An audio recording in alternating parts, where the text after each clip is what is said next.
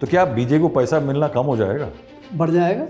बढ़ जाएगा। बढ़ जाएगा, उनको मिलना कम हो जाएगा। अभी देश में क्या 16,000 करोड़ ही खर्च हो रहा है चुनावों में? वो तो बहुत ज्यादा है। यानी आप कह रहे हैं कि जब ये स्कीम नहीं थी कंप्लीटली ऑपरेशनल, तब सत्ता में जो पार्टी होती थी उसको ज्यादा फायदा। Absolutely was principally Arun Jaitley's idea, and he was the mastermind who had constructed this, right? The entire thing.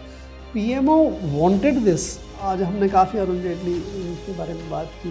I think he had that moral courage and the intellectual ability to come up and defend this scheme. Will cash be the king again? ना तो political parties ख़त्म होंगी, ना political funding की requirement ख़त्म हो। जब political parties को डोनेशन चाहिएगा और ख़र्चा करना होगा तो कहीं से तो खर्च आएगा, कहाँ से आएगा?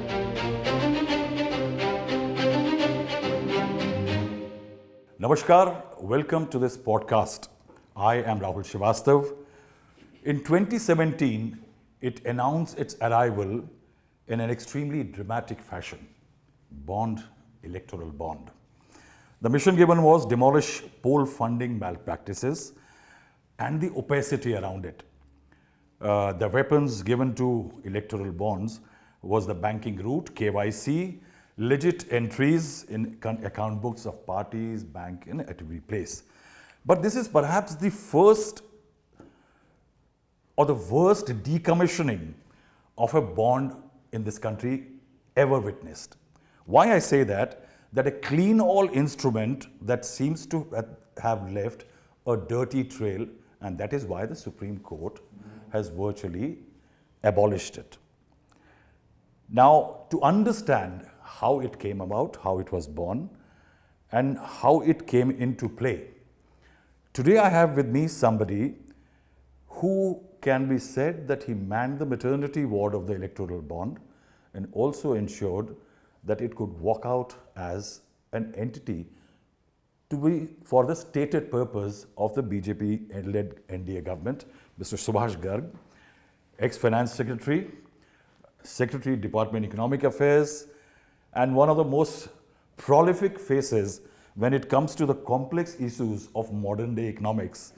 Mr. Garg, welcome to the show. Thank you, Rahul. Thank you very much. You see, I recall the days when we used to be standing outside the doors of your office, Mr. Arun Jaitley, late Mr. Arun Jaitley as finance minister, to find out what was happening inside as far as the design and execution of the electoral bond is concerned. इसको बताइए जनता के लिए कि ये पैदा कैसे हुआ और क्यों हुआ, इसकी ज़रूरत क्यों पड़ी?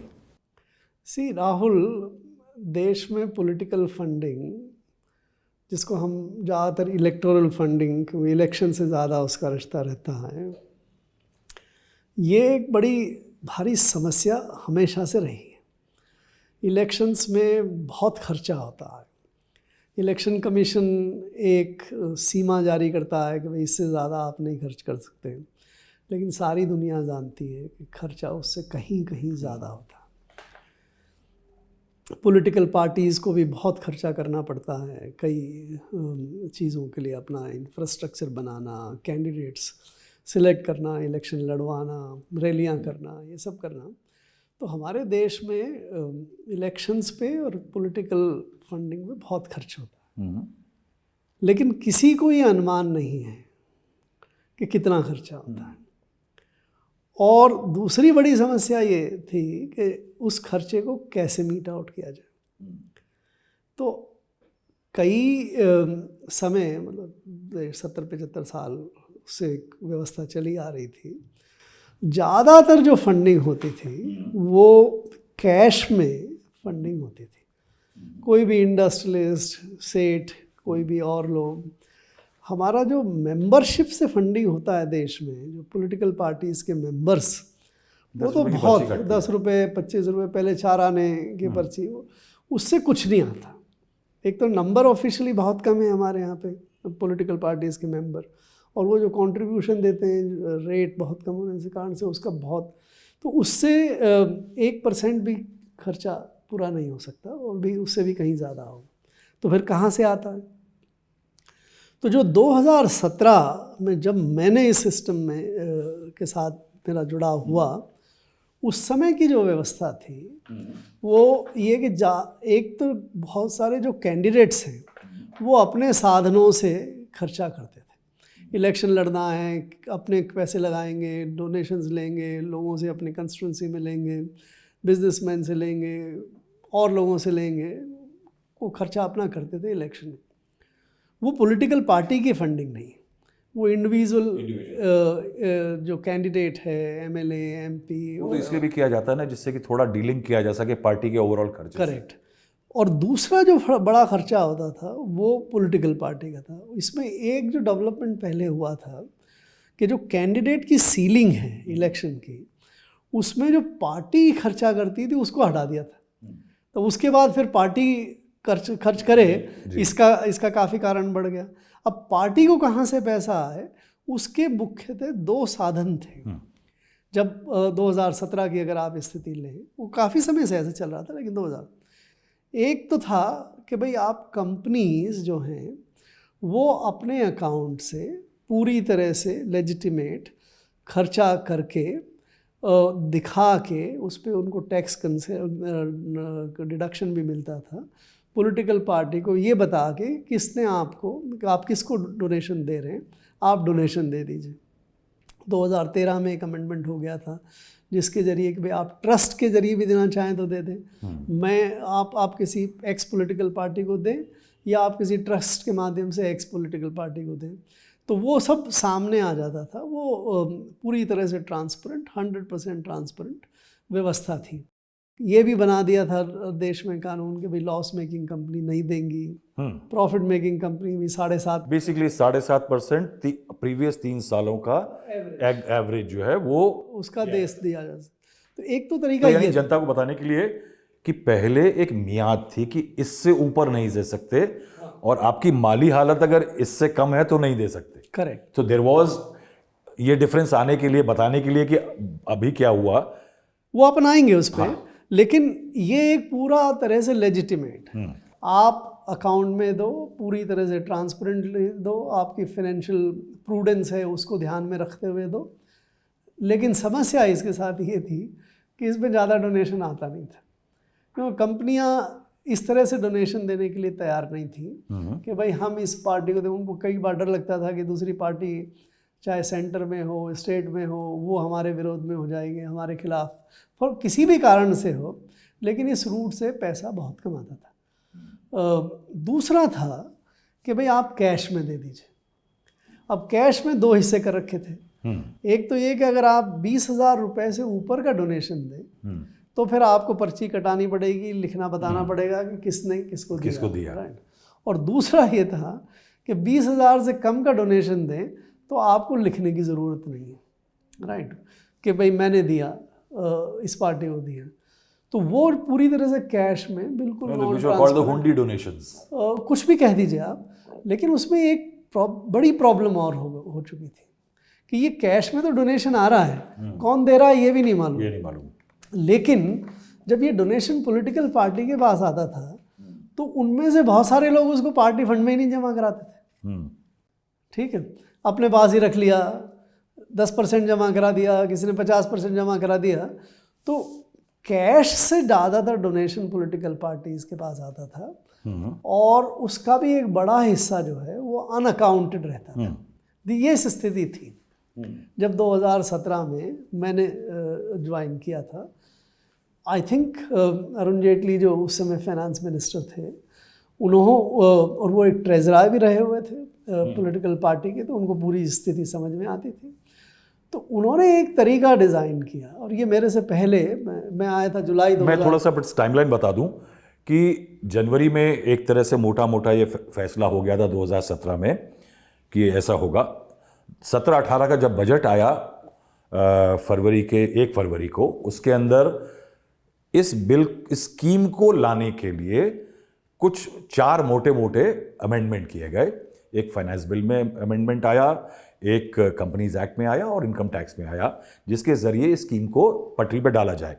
गर्ग साहब ने एक बड़ी इंटरेस्टिंग बात कही कि पहले क्या होता था, उसमें बड़े इंटरेस्टिंग आंकड़े हैं एडीआर की रिपोर्ट्स में, जो उनके आंकड़े हैं कि उससे पहले एक पीरियड था जिसके अंदर 2004 से 5 से लेकर के 15 जो अगर वो देखा जाए 15-16 तक 15-16 तक, तो करीब 982 करोड़ कांग्रेस के पास आए, उसमें से 83% अननोन। बीजेपी के पास 3272 करोड़, 65% अननोन। सीपीआई जिन्होंने इलेक्टोरल बॉन्ड लिए ही नहीं, उनके पास नहीं आए इस बार, लेकिन 893 करोड़, ये थर्ड हाईएस्ट थी लेफ्ट पार्टीज का पूरे देश की 3 बड़ी पार्टियों में। समाजवादी पार्टी रीजनल पार्टी में सबसे ज्यादा फंड पाने वाली पार्टी थी, उसका जो 776 करोड़ रुपया था 819 में से वो अननोन। डीएमके का 203 crore, second highest regional party का एआईडीएमके। अब इसमें अगर आए तो कुछ पार्टीज ऐसी भी हैं जैसे कि बीएसपी, जिन्होंने 111.96 करोड़ रुपया जिनको फंडिंग में आया, उनका 100% सोर्स वाज अननोन। एक चीज़ मैं बस राहुल एक और ऐड करूँगा, ये जो आप बता रहे हैं और आपने बिल्कुल साफ अच्छी तरह से बता दिया कि 70, 80, 85% 20,000 से कम वाले डोनेशन थे। किसने दिया ये पता नहीं, कैश में आए बस इतना मालूम था। लेकिन जो इन्होंने कैश में रिसीव किया और पार्टी में नहीं जमा कराया, उसका आंकड़ा इसमें नहीं है। वो कितनी संख्या थी उसका तो पता ही नहीं है। अगर उसको आप और ऐड कर दो कहीं पे पता लग जाए आपको, ये पार्टी में आने वाला पैसा है, ये पार्टी में आने वाला है। हाँ, ये गर साहब ने बहुत इंटरेस्टिंग बात बताई साहब कि देश की इलेक्टोरल फंडिंग का एक बहुत अच्छा आयाम ये रहा है इंटरेस्टिंग, कि जब पैसा कोई देता है तो जरूरी नहीं है वो पूरा पार्टी के पास आए। पार्टी के बड़े बड़े नेता जो फंड रेजिंग करते हैं, वो कुछ ना कुछ अपना हाथ भी इसमें बीच में साफ कर लेते हैं। बिल्कुल कर तो जो पैसा पार्टी के पास आया वो ही अकाउंट मत लीजिए, समझ लीजिए कि 10-20% इससे ज्यादा कहीं ना कहीं किसी डोनर ने दिया होगा।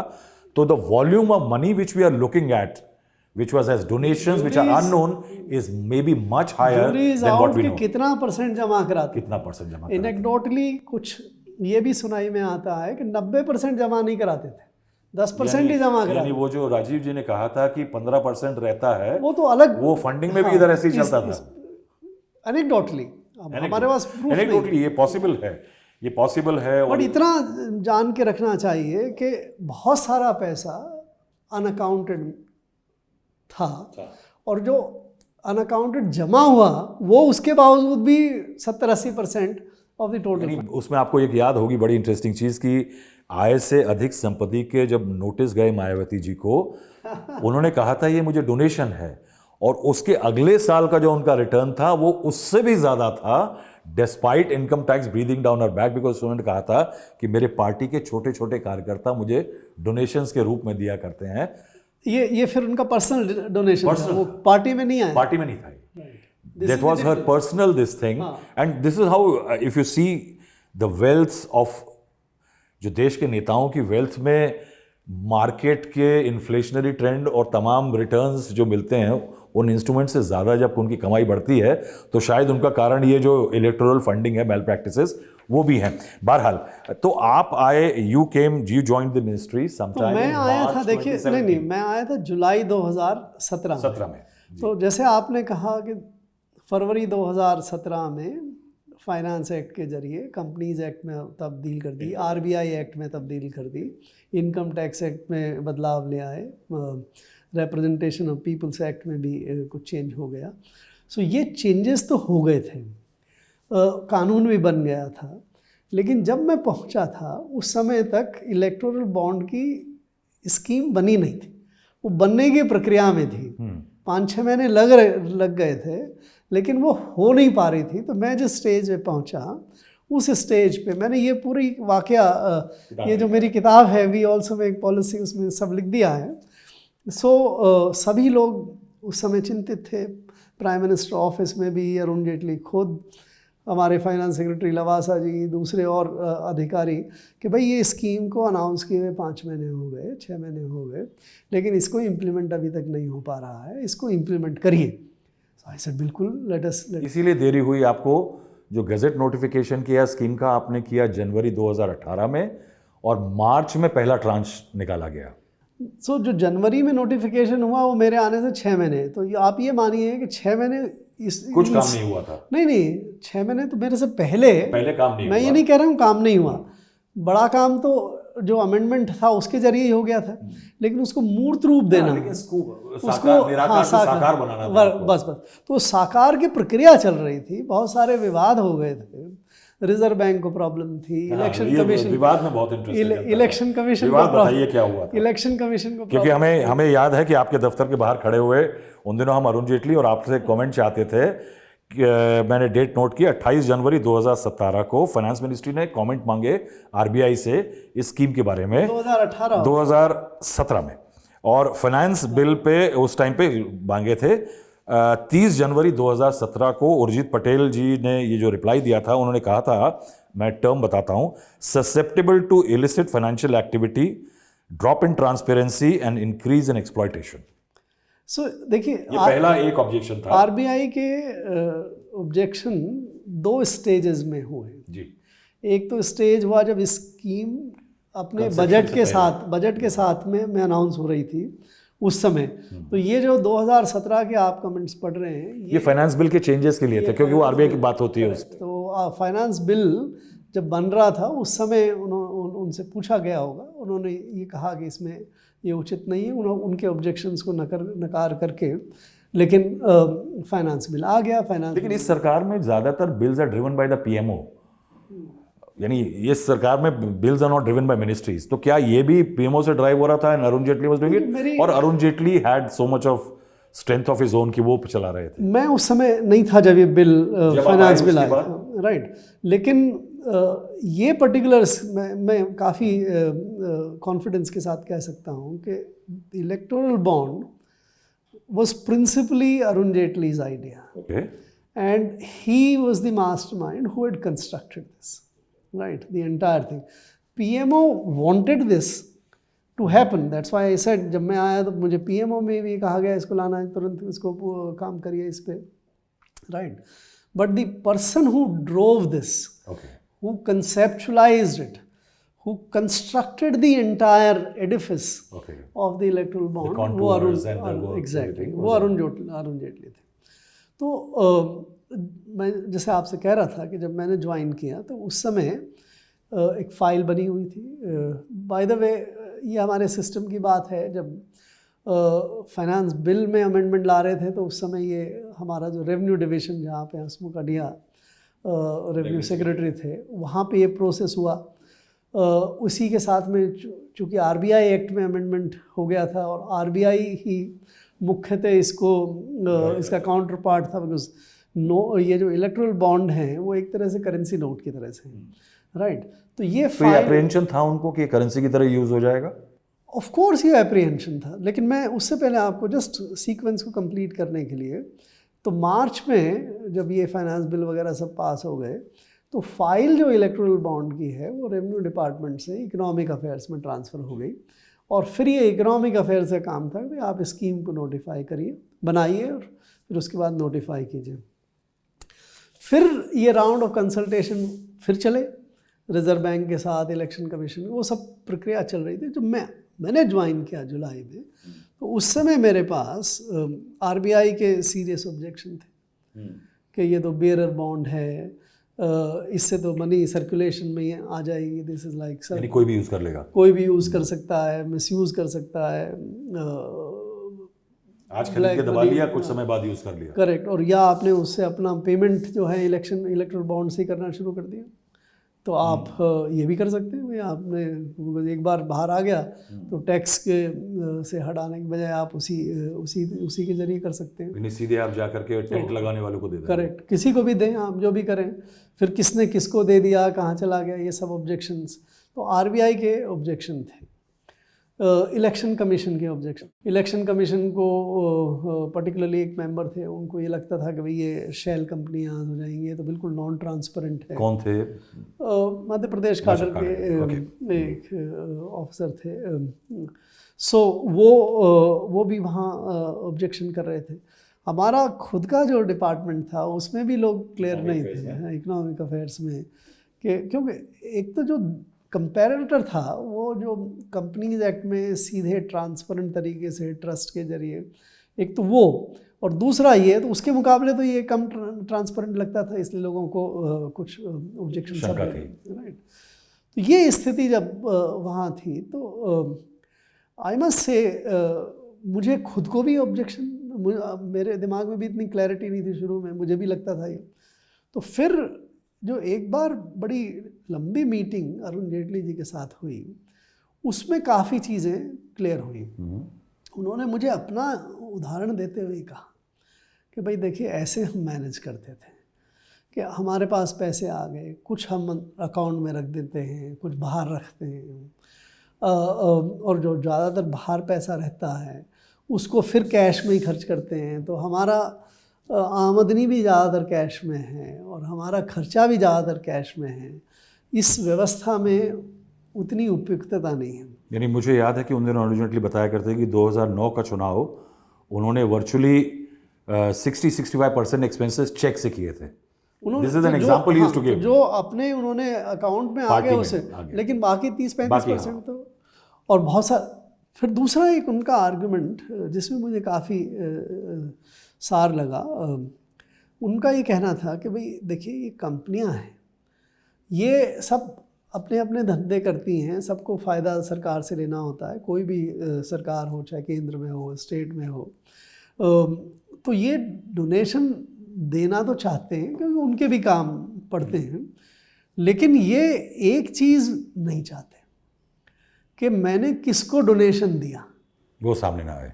वो सामने नहीं आया, क्योंकि उनको लगता है कि अगर अपोजिशन की पार्टी को दे दिया तो हमारे खिलाफ कोई लग जाएगा केंद्र सरकार से, या केंद्र के में से किसी पार्टी को दे दिया तो राज्य सरकार का पुलिस डिपार्टमेंट या कोई वो पीछे लग जाएगा। तो अगर ऐसी व्यवस्था हो सके कि हम दें पूरी तरह से अकाउंटेड फॉर, वाइट में, लेकिन किसको दें ये पता अगर ना हो तो हमें आसानी होगी डोनेशन देने में। और उनका ये भी कहना था, विच ऑल्सो साउंडेड सेंसिबल, कि भाई कंपनीज एक्ट का जो ट्रांसपेरेंट तरीका है वो क्यों नहीं सक्सेसफुल हो रहा है।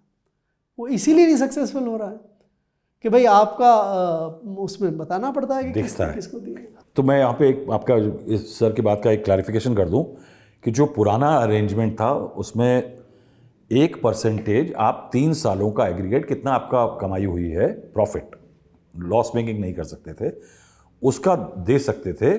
उसमें एक क्लॉज और भी था कि आप कौन किस पार्टी को दे रहा है ये कंपनी को अपने अकाउंट में डिस्क्लोज करना पड़ता था, कि आप पब्लिकली डिस्क्लोज करना पड़ता था कि आपने किस पार्टी को पैसा दिया।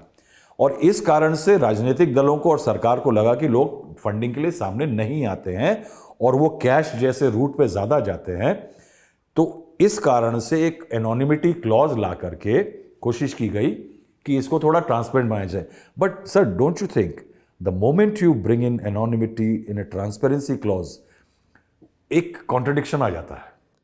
ये देखिए, I describe this as the sort of conflict between idealism and pragmatism.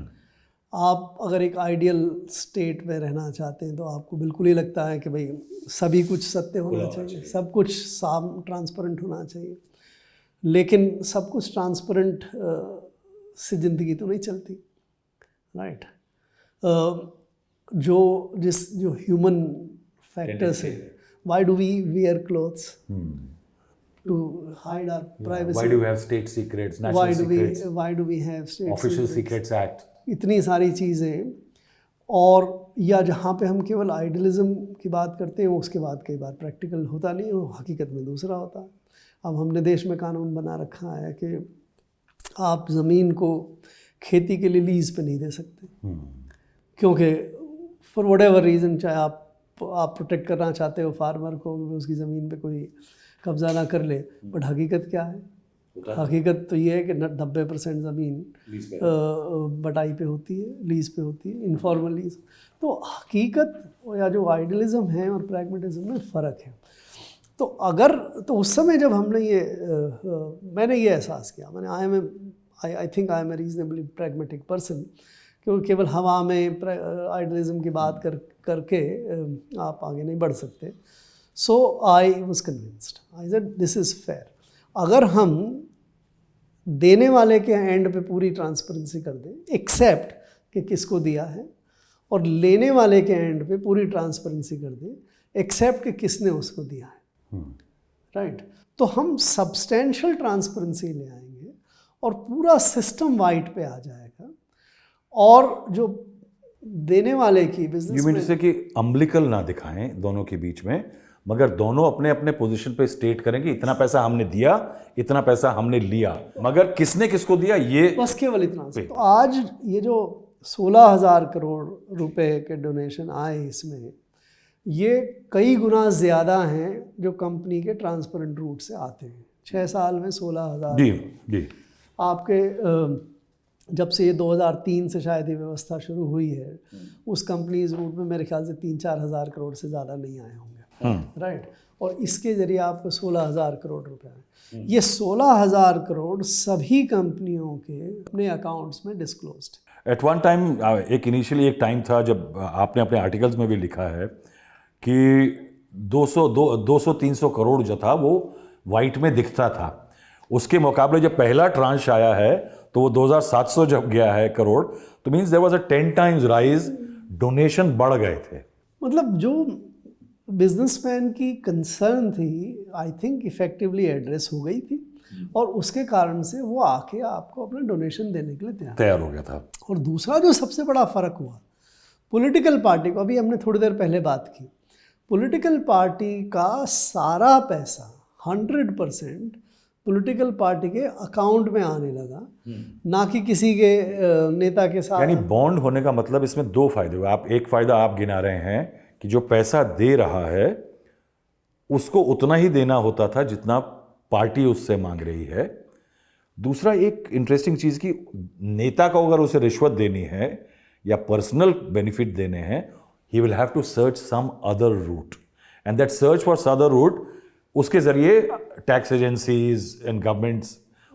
मेरे पास राहुल आंकड़े नहीं हैं, ये कोई इन्वेस्टिगेट कर सकता है, लेकिन मेरा इम्प्रेशन ये है कि जो बिजनेसमैन रिश्वत देते थे पहले कैश में, वो भी बॉन्ड के जरिए पैसे देने लग गए। You mean to say the bribes which were going earlier have become bonds, bond which has come to the political parties, right. I think to that extent कुछ परसेंटेज ब्राइब्स का कम हुआ होगा। एग्जैक्टली। काली ब्राइब्स अब सफेद bond बन गई, right, which is an improvement. So would it be justified to criticize Arun Jaitley or the government and the bureaucracy of the day of which you were part for creating something which is being called a corruption-ridden scheme, that it was there to promote corruption? I think it rid corruption substantially. It was not a corruption-ridden. But it had its own problem because the basic premise of political funding. देखिए, criticism का जहाँ तक सवाल है, हमारा बड़ा महान देश है, हम किसी चीज़ को भी क्रिटिसाइज कर सकते हैं, बिकॉज हम कहाँ खड़े हैं और हमारी बेसिक सोच क्या है, हमारा ऑब्जेक्टिव क्या है, उसके हिसाब से हमारा क्रिटिसिज्म होता है। अगर कोई इसको ये दृष्टिकोण से एग्ज़ामिन करे कि कौन सी स्कीम इलेक्टोरल फंडिंग की या पॉलिटिकल फंडिंग की इतनी अमाउंट डिलीवर की है और दोनों एंड पे ट्रांसपेरेंसी के साथ डिलीवर की है, तो आप इस स्कीम को, इससे बेहतर स्कीम हिंदुस्तान में किसी दिमाग ने अभी तक कंसीव नहीं की। Okay. अगर इस दृष्टिकोण से या क्राइटेरिया से बात करें। Do you think that the Supreme Court has thrown the baby with the bathwater? Scheme की त्रुटियों के साथ साथ पूरी स्कीम को बाहर फेंक देना और एक तरह से गैर वाजिब डिक्लेयर करना, क्या 100% सही था, और there were some grey areas the supreme court needed to look eight?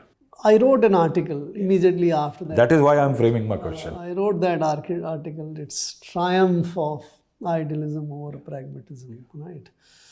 अगर आप कॉन्स्टिट्यूशनल आइडियल्स के हिसाब से चल रहे हैं, article 19 right of information, expression, और उसको आप इस सीमा तक इंटरप्रेट करते हैं कि भाई किसने किस पार्टी को दिया, ये वोटर का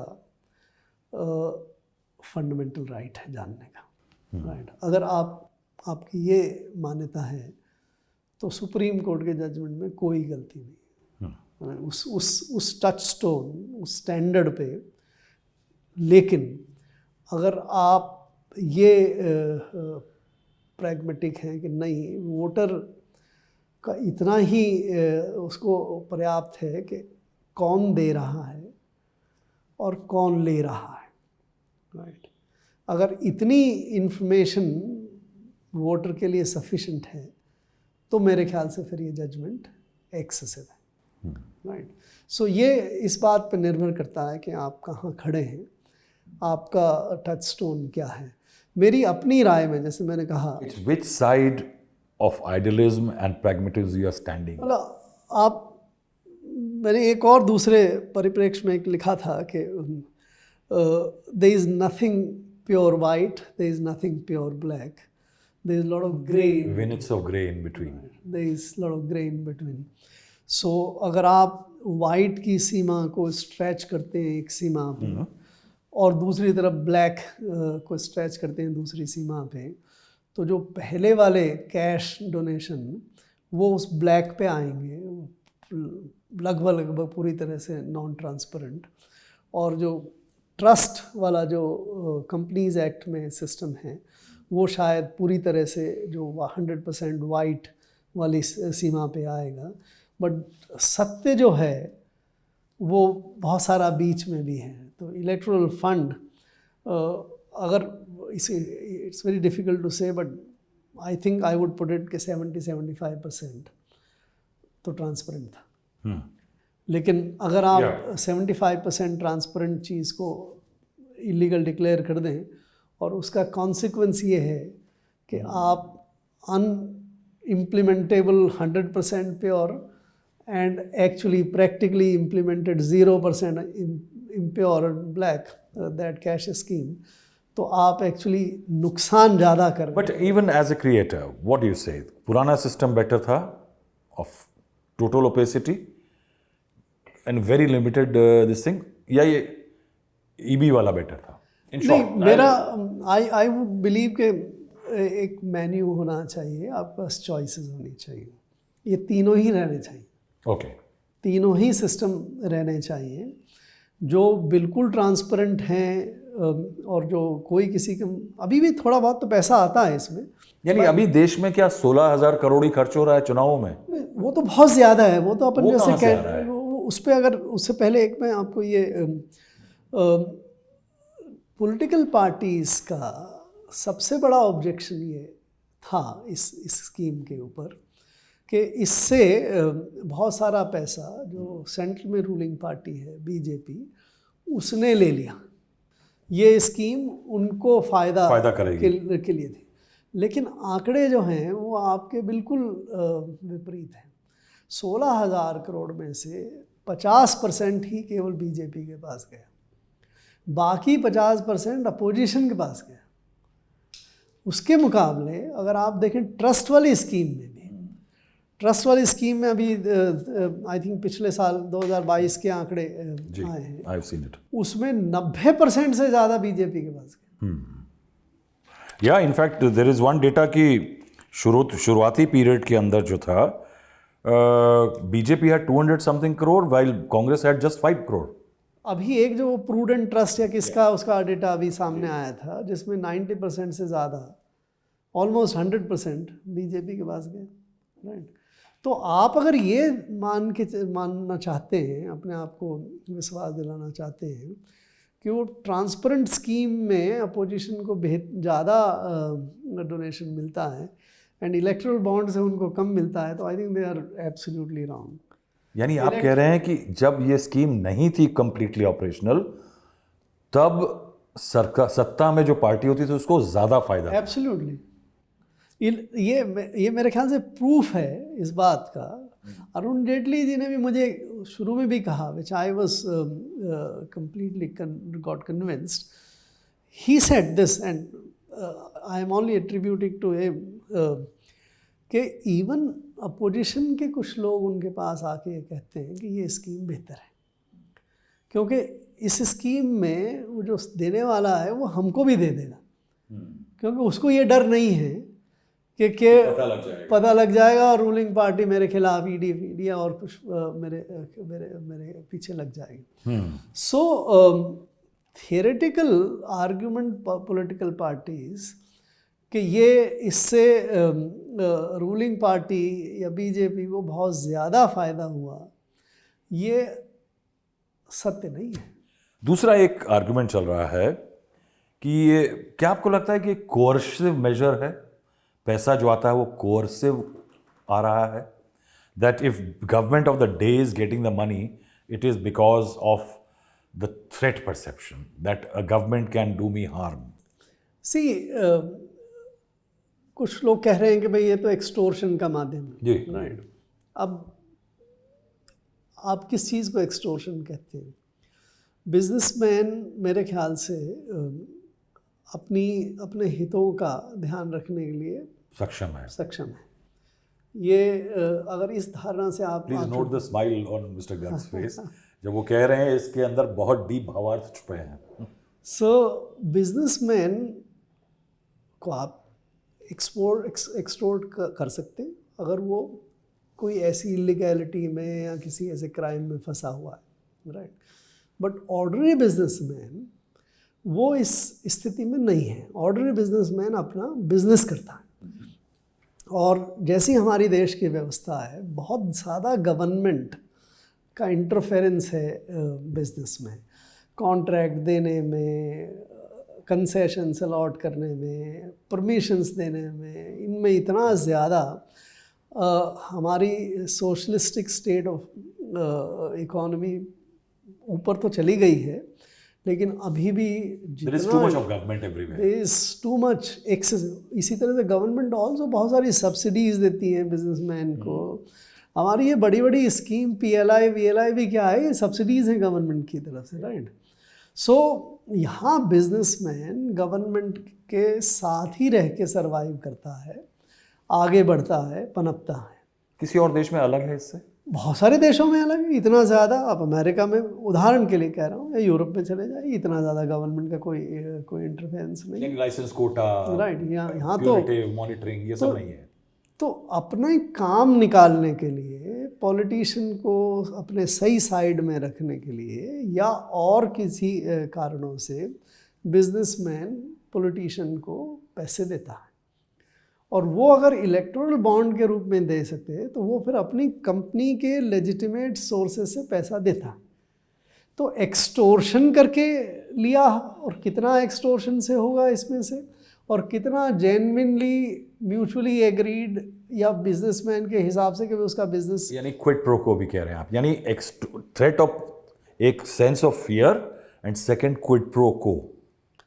सी अब एक्सटोर्शन का एलिमेंट कितना है, क्विड प्रो को मैं एलिमेंट नहीं कह रहा, but these are the two things which can be driving this donation. तीसरा ये सिंपल, हमारा देश में व्यवस्था, दिवाली पे आपको कहीं पे ये गिफ्ट लोग लेके आते हैं, राइट। वो क्यों लेके आते हैं, राइट? वो they just want to keep good relation. सड़क पे किसी चलते हुए गरीब को नहीं देते नहीं हैं, देते हैं अफसर्स को, पत्रकारों को, सबको बांटते हैं। हाँ, वो क्यों देते हैं? They want to keep you in good humour. Quid pro को नहीं होगा, कहीं हो भी सकता है, लेकिन तुलसीदास ने कहा है कि भाई बहन होए ना प्रीत, राइट। नहीं, भहिक वाली बात नहीं, ये केवल व्यवहार की बात भी है। कीप इन गुड, नाता बनाए रखिए, थोड़ा मक्खन लगाए रखिए। हमारे यहाँ एक चीफ मिनिस्टर हुआ करते थे राजस्थान में, वो एक और भी कहते थे कि ये तो नजराना है इस तरह का, वो एक शुक्राना भी कहते थे, भाई आपने मेरा काम कर दिया इसलिए मैं आपको नजराना एंड शुक्राना, राइट। तो for various reasons political parties को बिजनेसमैन पैसे देते हैं।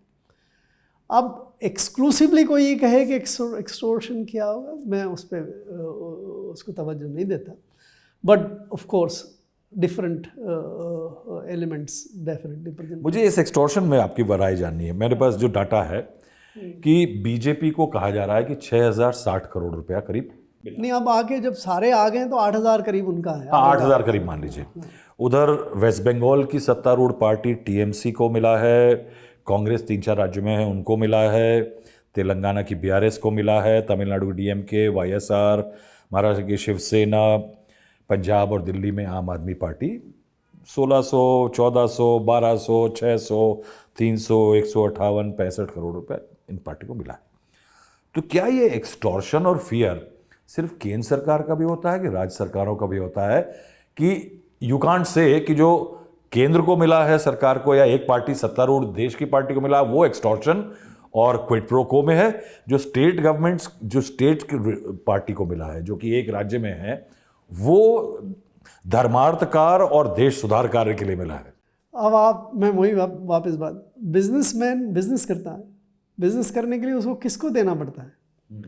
जो उसका कोई उसको कॉन्ट्रैक्ट दे या कोई परमिशन दे, वो रूलिंग पार्टी हुई। तो बिजनेसमैन जो सत्ता में नहीं है उसको क्यों डोनेशन देगा? राइट, क्यों देगा बताइए, क्यों देगा? मेरे ख्याल से वो अगर बिजनेसमैन है तो नहीं देगा। राइट, सो ये निश्चित है, जहां 500 रुपए की उम्मीद होगी वहीं 50 डालेगा अगर जो सत्ता में नहीं है तो। और जो सत्ता में है वो अपनी तरह से पूरी तरह से देख दाख के मेरा कितना फ़ायदा हो रहा है। तो कभी आपको ये अभी बात चल रही है कि जैसे एक फ्यूचर गेमिंग कंपनी है सैंटियागो मार्टिन वगैरह, 1300 करोड़ दे दिया 1924 के बीच में, और 100 करोड़ तो ये ईडी की रेड के बाद हुआ। तो एक इंटरेस्टिंग एलिमेंट इसमें यह है that not only were you economic affairs secretary in the finance ministry, but from a certain period you were also the first among the equals among the 5 secretaries, and as the first among the equals 5 secretaries you were also the finance secretary who sits on top also what happens inside the Department of Revenue. तो क्या आपको लगा कभी आपको कि ED की red वेड इसलिए हो रही है कि जरा चंदा थोड़ा ज़्यादा आ जाए? देखिए ये बात उतनी सही नहीं है। Finance secretary is not a supervisor of the other department. जवाबदेही आपकी है साहब, यानी जब आप पार्लियामेंट्री पैनल पे जाएंगे, अभी जब जवाब होगा इस पे, अभी जाएगा जरूर ये मामला। ये देखिए डायनेमिक्स बहुत ज़्यादा डिटेल है या कॉम्प्लेक्स है। उस खूबसूरत सी बिल्डिंग में बैठते थे, आपको पता लगता होगा क्या ये was the intent of the government to use the ED? कुछ लगा? नहीं, मैं तो ऑब्जेक्टिवली देखता हूँ। अगर सरकार को एक्सटोर्ट कर रहा होता, राइट, तो सरकार 50% ही ले पाती क्या? अच्छा, राइट, और 8000 करोड़ ही ले पाती? 8000 करोड़ ही ले पाती, राइट। और दूसरे अपोजिशन जो हैं उनको भी 8000 करोड़ से ज़्यादा मिल जाता। इंडिविजुअल केसेस में निश्चित रूप से रहा होगा, लेकिन कोई कनेक्शन भी हो सकता है। कुछ जैसे हमारे देश में बिजनेस होता है, कई बार हम खुद ही एंटिसिपेट करते हैं यार ये रेड हो रही है तो इससे पहले ही जाके दे आओ, कुछ ये कर लो। तो इतनी डायनेमिक्स में बिना इंफॉर्मेशन के लिए, बिना केस फाइल के को पूरा पता हुए ये कहना उचित नहीं है कि इससे let it come out, let it be investigated. अब आप जैसे किसी गेमिंग कंपनी का, उसने तो बहुत ज़्यादा पैसा तमिलनाडु में ही दिया है, उसने तो भारत सरकार को नहीं दिया, ठीक है, उसमें से कुछ यहाँ पे भी दिया है भारत सरकार ने। दूसरे पे बीजेपी के खाते में आ रहा था मगर थोड़ा उधर माल चला गया दूसरे, राइट। अब वहाँ उसकी कंसिडरेशन लॉटरी बहुत ज़्यादा स्टेट, कर्नाटक में चला गया है, बहुत स्टेट रिलेटेड काम है। गैम्बलिंग जो है, बेटिंग जो है, ये स्टेट तमिलनाडु में कानून, इसको ये रिलेशनशिप, इन छोटे से फैक्ट्स जो इतने, और वो भी हैं भी उपलब्ध नहीं हैं, उसके आधार पे कम से कम मैं तो नहीं तय कर सकता। और ये उचित नहीं है मेरे लिए या किसी के लिए कि उससे केवल कयास या इन्फेरेंस निकाल लें, राइट। अब आपके पास ये आ गया है कि भाई इस गेमिंग कंपनी ने या इन और कंपनीज ने पैसे दिए, राइट। अब आप अगर इस कंपनी के रेगुलेटर हैं, कंपनी लॉ बोर्ड हैं या डिपार्टमेंट ऑफ कंपनी अफेयर्स हैं, तो आप उनके अकाउंट्स में देखेंगे, राइट। जैसे आपको याद होगा जब डिमोनेटाइजेशन हुआ तो बहुत सारे खातों में कई लाख रुपए जमा हो गए, कुछ खातों में तो करोड़ों रुपए जमा हो गए। अब उनके खातों में पैसे आ गए तो आप इन्वेस्टिगेट कर लीजिए। वो हुआ था, वो हुआ, लेकिन उसमें कितना क्या निकला कुछ वो हमें पूरी तरह से नहीं पता है, लेकिन कुछ अकाउंट्स में ज़रूर गड़बड़ मिली होगी, तो उन्होंने टैक्स जमा कराया होगा, उन पर पेनल्टी लगी हुई होगी। अब आपके पास ये इन्फॉर्मेशन है तो आप देख लीजिए कि इस गेमिंग कंपनी ने कानून सम्मत तरीके से पैसा दिया। ये केवल इस स्कीम की खासियत है कि आपको ये इन्फॉर्मेशन उपलब्ध है। लेकिन बेमियाद पैसा कंपनियां दे सकती हैं। कई ऐसी कंपनियां हैं जिनके लिए कहा जा रहा है कि उनकी पेड अप कैपिटल बहुत कम थी। हालांकि कई कंपनियों की पेड अप कैपिटल कम होगी, they must have grown over the years, तो वो क्राइटेरिया नहीं हो सकता। लेकिन लॉस मेकिंग कंपनियां पैसा दे रही हैं। अब सुप्रीम कोर्ट ने जो ये किया है, कदम उठाया है, उसके बाद कंपनियों के नाम आ गए हैं। उन्होंने अपनी हैसियत से ज़्यादा पैसा दिया कम दिया ये बात अलग है, लेकिन उनके इन्वेस्टर्स, उनके employees, lenders, their share holders, don't you think that they will feel cheated somewhere? नहीं, ये तो बिल्कुल ही सही बात नहीं है, क्योंकि जो आपने कहा उनका लेंडर, उनके शेयर होल्डर्स, उनके एम्प्लॉयज़, उनका कोर बिजनेस कॉम्पिटेंस ये नहीं है। उनके डायरेक्टर्स, उन सबको तो पता था क्या डोनेशन दिया, क्योंकि उनके अकाउंट में तो डिस्क्लोज था, राइट। सो ये डिस्कवरी नहीं है उनके लिए, ये discovery for the rest of the world है, उनके लिए डिस्कवरी नहीं है।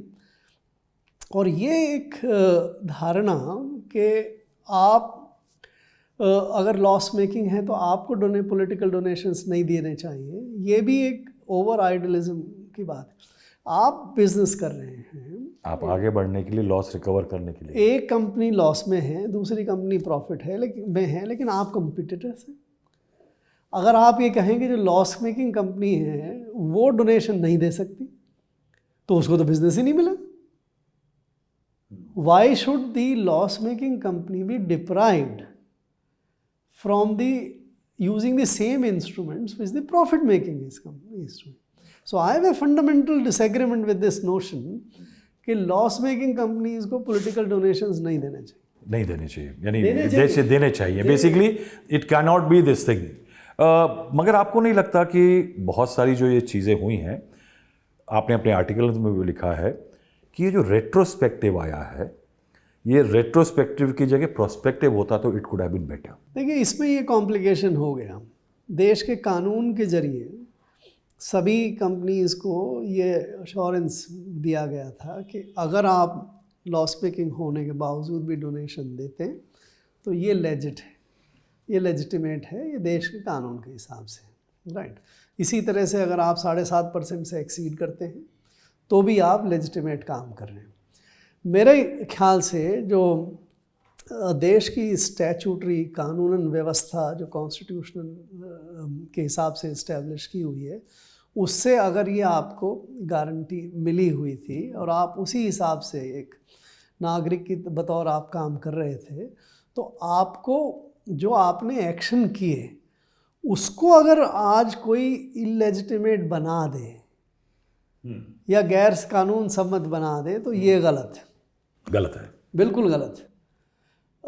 आपको उसको प्रोटेक्ट करना चाहिए। ठीक है, आप आगे से बदल दीजिए आप कि भाई ठीक है ये स्कीम अब आगे ऑपरेट नहीं करेगी तो कोई देगा नहीं इसमें से, लेकिन जिसने दे दिया देश के कानून के हिसाब से दे दिया, एक स्टैट्यूटरी गारंटी थी, स्टैट्यूटरी गारंटी, बिल्कुल देश के कानून के हिसाब से आप काम कर रहे थे, तो उसको प्रोटेक्ट करना चाहिए था। मैं तो खैर इसी तो आपको लगता है कि डोनर के जो हक हुकूक थे उस पर थोड़ा चोट हुआ है? बिल्कुल हुई है। मेरे हिसाब से तो उनको ये भी डिस्क्लोज नहीं करने के लिए कहा जाना चाहिए था कि आप, उनसे कहा भी नहीं गया बाय द वे, लेकिन हम इनडायरेक्टली जो डिस्कवर करने की कोशिश कर रहे हैं एसबीआई के माध्यम से कि किसने किसको दिया, that should also not have been done. But वो एक अलग है। अब कोर्ट, अब ये नया कानून बन गया है, सुप्रीम कोर्ट जो कहता है तो that becomes the law of the land. So उस हिसाब से मेरा अपना मान्यता ये है कि जिस तरह से ये स्कीम डिज़ाइन की हुई थी, ये इन्फॉर्मेशन कभी भी नहीं मिलेगी उनको, तो कोई बात नहीं, वो that's a separate issue. But एक जो आपके सवाल में भावना निहित है वो ये है कि वो कंपनीज आज क्या retrospectively illegal act, unlawfully act करने के लिए जिम्मेवार हो गई हैं क्या? अगर एक लॉस मेकिंग कंपनी ने डोनेशन दिया, नया बीच का कानून कहता था कि बेमियाद पैसा आप डोनेट कर सकते हैं इलेक्टोरल बॉन्ड्स के जरिए। पुराना कानून कहता है कि अपने 3 सालों का एवरेज 7.5% आप दे सकते हैं। तो अगर हम पुराने कानूनों पे लौट आए हैं तो जिन्होंने पैसा दिया वो तो वायलेटर हो गए। सो वो जो आई डोंट थिंक ये बिल्कुल क्लियर कट है। मेरे ख्याल से बहुत सारे लोग इसको इस तरह से इंटरप्रेट कर रहे हैं जी, ये इंटरप्रिटेशन है, मैं इसलिए जानना चाह रहा हूँ कि जो कर दिया था that was being done as per the law of the land on applicable on that day, इसलिए गलत नहीं है। लेकिन कई लोग ये भी कह रहे हैं कि नहीं, ये चूँकि ultra vires of the constitution declare ultra vires होने से तो ये फिर उसी डेट से हो गया जिस डेट से तो लोगों को ये इरेगुलर हो जाएगा कि उन्होंने जो पेमेंट की है एक्सेस ऑफ 7.5% या लॉस मेकिंग कंपनीज़ में, तो उनको अपनी इरेगुलरिटी जो है उसको लेजिटिमाइज करना पड़ेगा, राइट। सो उस इरेगुलरिटी को लेजिटिमाइज करने के लिए क्या व्यवस्था रहेगी वो अब आने वाले समय में निकलेगी। लेकिन ये इन कंपनीज़ को इस प्रोसेस से गुजरने की ज़रूरत नहीं होनी चाहिए। What happens to cash now? Will cash be the king again? सी, आप अगर ये विश्वास करते हैं, जो मेरी अपनी मान्यता भी है, कि ना तो पॉलिटिकल पार्टीज़ ख़त्म होंगी, ना पॉलिटिकल फंडिंग की रिक्वायरमेंट ख़त्म होगी। रियलिटीज़ भी वही हैं, ग्राउंड रियलिटीज़। तो जब पॉलिटिकल पार्टीज़ को डोनेशन चाहिएगा और ख़र्चा करना होगा तो कहीं से तो खर्च आएगा। कहाँ से आएगा? वहीं से आएगा जहाँ से आता था। वही बिजनेसमैन, वही जहाँ पैसा है वही तो डोनेशन देंगे। कोई गरीब के घर में जाके वो डोनेशन ले पाएंगे आप, ठीक है। तो अब वो या तो अपनी पूरी तरह से डिस्क्लोज़ करके दे दें, जो दूसरा रूट अवेलेबल है, आज भी अवेलेबल है, फुली डिस्क्लोज़ करके आप दे दें। और अगर उनमें से लोगों को डिस्कम्फर्ट है देने में तो फिर वो कैश में देंगे। यानी cash, that the moment cash enters the system, आप ये कहेंगे कि कैश के प्रवेश के तुरंत बाद ब्लैक इकोनॉमी का जो एक तंत्र खड़ा होता है वो मैं राहुल ये नहीं मानता कि कैश खत्म हो गया था। काफ़ी कैश सिस्टम अभी भी बढ़ चल रहा जाएगा, है, लेकिन इससे बढ़ जाएगा। तो आप देखिए कि वो जो एक हम कोशिश कर रहे थे कि कैश कम हो, market the role of cash should go down, digital हो, सो हमारे इकोनॉमी की जो वाइट कंटेंट है वो बढ़ेगा and it will be much more tangible economy than what it is today. वो थोड़ा नुकसान होता है। So that's unfortunate casualty. Yes, there should be some, the government should have approach somewhere. मेरा आई डोंट, आप आज हमने काफ़ी अरुण जेटली के बारे में बात की। I think he had that moral courage and the intellectual ability to come up and defend this scheme, right.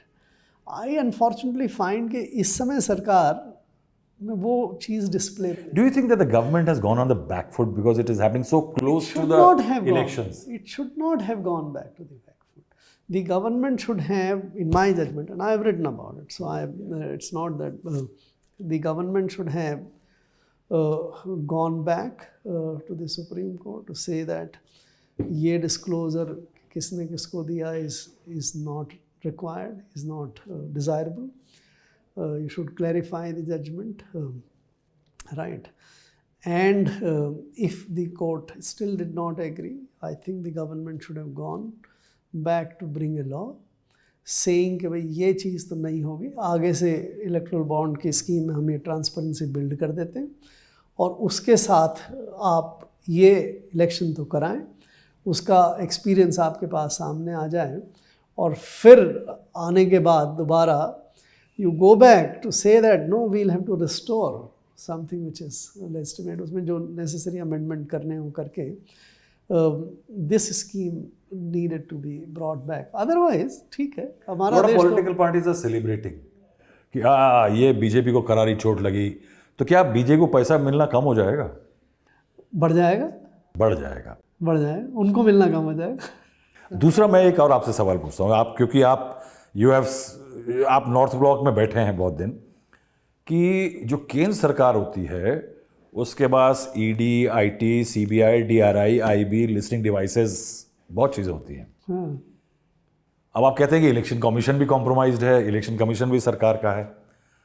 अब जब आपके लोग कैश लेके घूमेंगे चुनाव में फंडिंग के लिए, तो उसको रोकने के लिए केंद्र सरकार के पास सबसे अच्छे इंस्ट्रूमेंट्स हैं। राइट।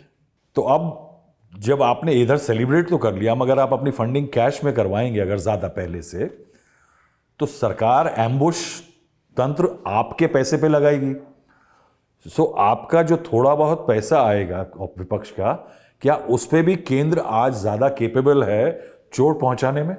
मैं इस प्रोसेस में नहीं जाऊंगा जो आपने सारी बताई है, लेकिन निष्कर्ष ये है जो मैं पहले कह चुका कि जो 50% उनको मिलता था विपक्ष को। हाँ, डेफिनेटली उसमें काफ़ी कमी आई। So it is not a, you will not say that this is a win for the opposition. It has only got a what do you call a token trophy value कि BJP के काई हुए live होगा. But do you think somewhere it also exposes the one intent of this bill, one of the stated intent में से ये भी था कि काला धन रोका जाए. ये लगातार दूसरी काला धन रोकू स्कीम है इस सरकार की जो पता नहीं क्यों लड़खड़ा जाती है. Is it because it is faulty, hasty, या हम अभी काले धन को हराने में जिताने में बहुत सक्षम लोग हैं? काला धन क्या होता है? काला धन बेसिकली अनअकाउंटेड मनी होती है जो आप अपने बुक्स में अकाउंट नहीं करते, बिकॉज या तो आप टैक्स चोरी करना चाहते हैं या आपने प्रॉफिट वगैरह नहीं दिखाना चाहते या ऐसे बिजनेस करना चाहते हैं जो आपके अकाउंट्स में नहीं आए. राइट. तो काला धन की जो जन्मदात्री है, अगर हम उस पर ध्यान नहीं देंगे तो हम काला धन को डील नहीं कर सकते. खुल के बताइए कौन है जन्मदात्री? एक समय इस देश में 97% इनकम टैक्स लगता था. 97%. और एक और समय उससे पहले तो एक कंजम्पशन टैक्स हुआ करता था देश में, उसको अगर जोड़ दो तो कई बार 105% टैक्स. यानी 100 रुपये कमाऊं तो 105 रुपये. 100 रुपये कमाओ नहीं, 100 रुपये का प्रॉफिट. हाँ, प्रॉफिट. राइट. टर्नओवर नहीं, प्रॉफिट. टर्नओवर नहीं, कमाई. और उस पर आप 105%. मुझे बताइए कौन ह्यूमन बीइंग इतना बेवकूफ़ होगा कि आप 100 रुपये कमा के 97% या 95% या 80% या 100% सरकार को टैक्स में दे देंगे. तो जो ये इरेशनल, इम्प्रैक्टिकल, आइडियलिस्टिक पॉलिसीज़ हम कई बार अपना लेते हैं, ह्यूमन बीइंग्स विल निश्चित तौर से उसको वॉयलेट करेंगे और अपना बिजनेस, अपनी कमाई को ब्लैक में कन्वर्ट कर देंगे. आपने कहा कि इलेक्टोरल बॉन्ड्स प्रैग्मेटिक स्कीम थी. यस. यथार्थ उसके अंदर था. नोट बैन प्रैग्मेटिक थी कि आइडियलिस्टिक थी? सी, नोट बैंकिंग की मेरी अपनी मान्यता ये है कि it was conceived on A wrong notion कि cash equals black.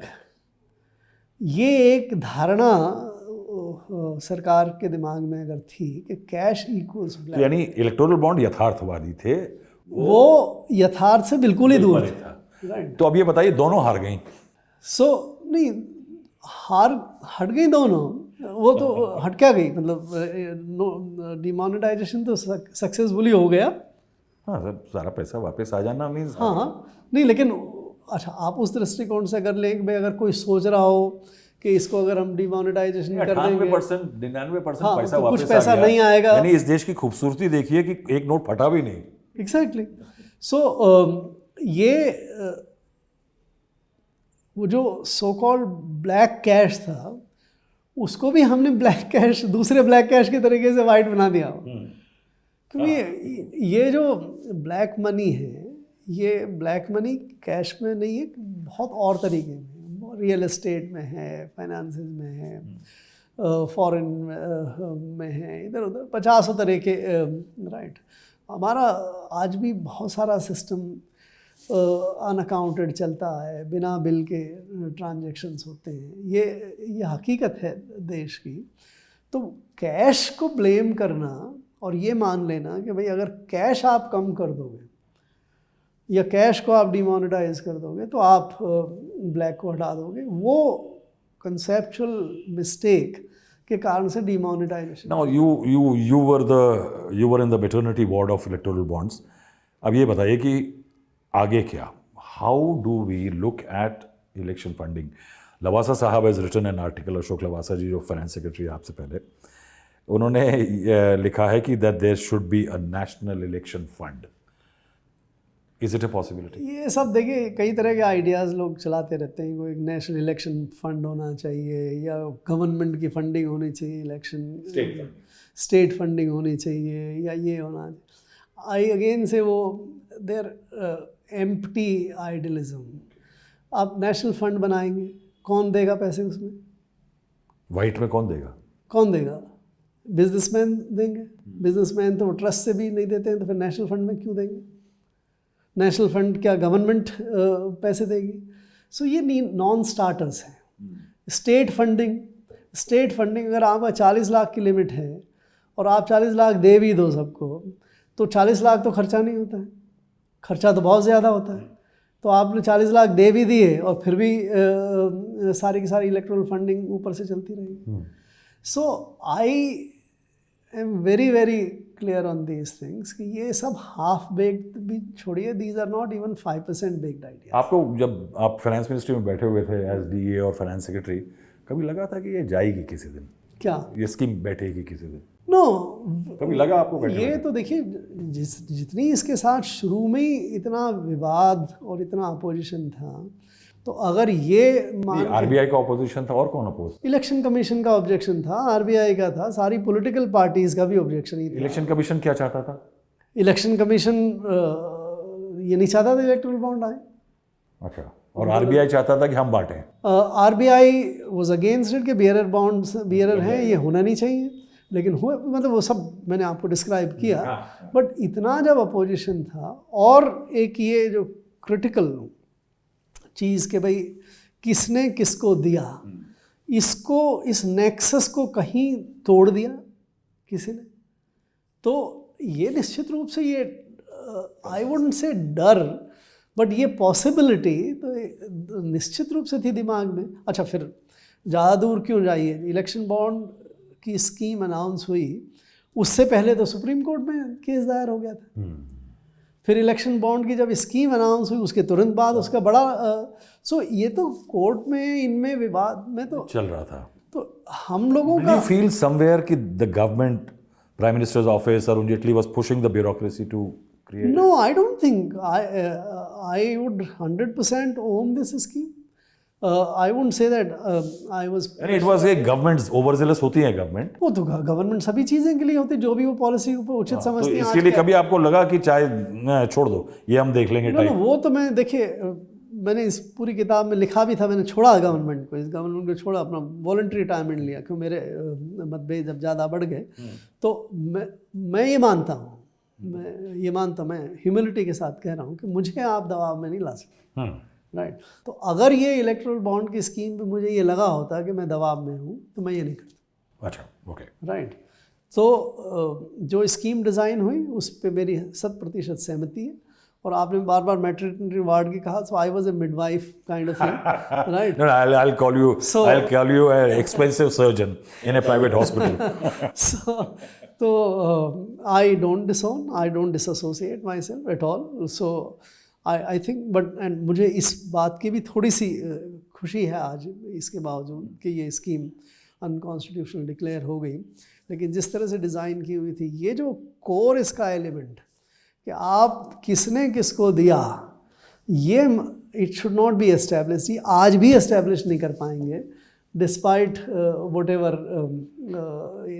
Effort. But doctor साहब, don't you think electoral funding by industry, corporates, funding political parties and elections, क्या वो हमारे डेमोक्रेसी की या किसी भी डेमोक्रेसी की अंडरबेली है? मैं इसके लिए अब थोड़ा सा, I been a student of economics, और हमने ये पढ़ा तो correlation of facts and hearsay और तमाम चीज़ें, कि एक समय पे जब आज़ादी की लड़ाई चल रही थी तो महात्मा गांधी और बड़े सारे नेताओं के साथ आज़ादी की लड़ाई में जो लगे हुए थे उनके साथ बहुत सारे इंडस्ट्रियलिस्ट हुआ करते थे, Bajaj, Birla, several other were there. Then we came a time when India gained independence, हमारे 5 year plan आए, तो जवाहरलाल नेहरू जी को एक monopolies and restrictive trade practices Mahalanobis जैसे आदमी के नीचे बनाना पड़ा, क्योंकि यही बड़े कंपनियां जो एक समय पे स्वतंत्रता आंदोलन में लगे थे, ये सीमेंट के, स्टील के ठेके लेके बैठ जाते थे, लाइसेंस इंस्टॉल नहीं करते थे capacities. They were creating these monopolies in the system so that they can manufacture, create price trends. तो ये नेक्सस जो है कि बिजनेसमैन पैसा लेकर के पॉलिटिकल फंडिंग के लिए एक ही पर्पस के लिए आता है, ये हमारी एक मजबूरी है सिस्टम की. और दूसरा उसकी एक अंडरबेली एक और है कि प्रलोभन पे वोट हमारे देश का वोटर देता है.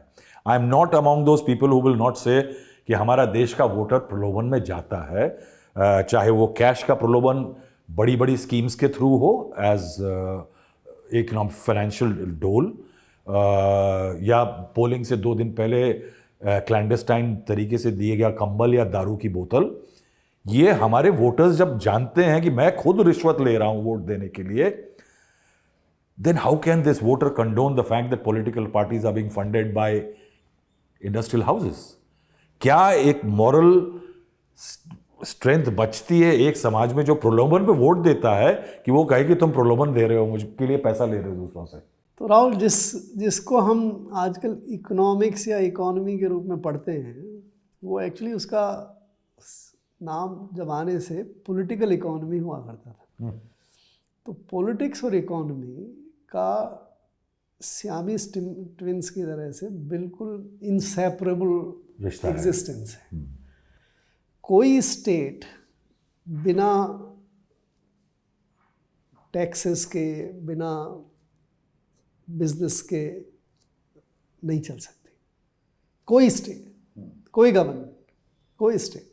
इसी तरह से कोई बिजनेस बिना गवर्नमेंट की पॉलिसीज़ और दूसरे प्रोग्राम्स के बिना नहीं चल सकती. Even in the capitalist economies जो हैं उसमें भी पॉलिसी फॉर्मुलेशन पॉलिटिशियन का काम है, पॉलिटिकल एग्जीक्यूटिव का काम है. तो वो क्या पॉलिसी अब बनाए.